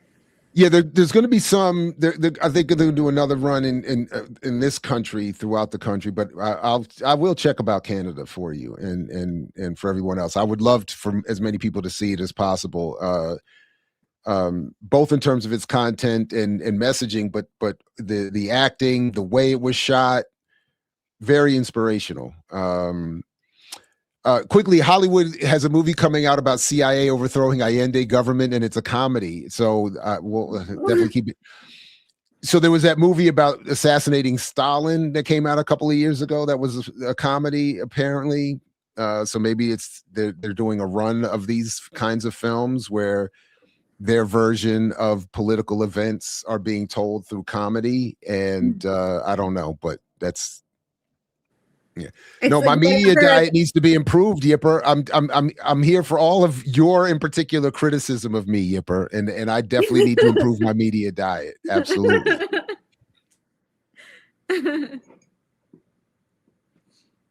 Need to wrap for you, but anything else you wanted to say before we get out of here? And I'll be in touch about setting up next week's part 2 or part 3 or whatever. What is it called? I forgot already. From Ground Zero. From Ground Zero. Yes, thank you. Yeah. All right. I'm up for it, and if there's other things that come to mind that I want to add about these films or something, we can I'll throw some things. Am I frozen? Maybe I'm frozen. I think I'm frozen again. All right, let's get out of here since I think I'm struggling on my end. Samantha Youssef, thank you very much once again. This has been, I love these discussions. Please, everybody, check Samantha's work. Her website's linked in the show description. Please see all of our other discussions. I'll throw some of those links in. Please see her discussions with Saturdays with Renee, Millennials Are Killing Capitalism, and all the other ones that I may have missed as well. So, but thank you very much, Samantha. And thanks everybody for joining us. And to those who will see and hear this later, thanks to you as well. Peace, everybody, as long as you're willing to fight for it, as Fred Hampton used to say. And Palestine will be free from the river to the sea. One day we want to see this happen, one day, because my goodness. But anyway, thank you again, Samantha. This has been great. Appreciate you. Thank you, Jared. Thanks. Oh my God, I can't. I'm frozen. I can't even get the buttons are not working for me all of a Oh sudden. no. All right, here we go. I'm just gonna have to do it this way. Peace, everybody. And what did you sacrifice? Calm, kindness, kinship, love. I've given up all chance at inner peace. I made my mind a sunless space. I share my dreams with ghosts. I wake up every day to an equation I wrote 15 years ago for which there's only one conclusion. I'm damned for what I do. My anger, my ego, my unwillingness to yield, my eagerness to fight, they set me on a path from which there's no escape. I yearn to be a savior against injustice without contemplating the cost, and by the time I look down, there's no longer any ground beneath my feet. What is my sacrifice? I'm condemned to use the tools of my enemy and defeat them. I burn my decency for someone else's future. I burn my life to make a sunrise that I know I'll never see. Now, the ego that started this fight will never have a mirror or an audience or the light of gratitude. So what do I sacrifice? Everything, everything, everything, everything. I mix what I like, what I like, what I like, what I like, what I like.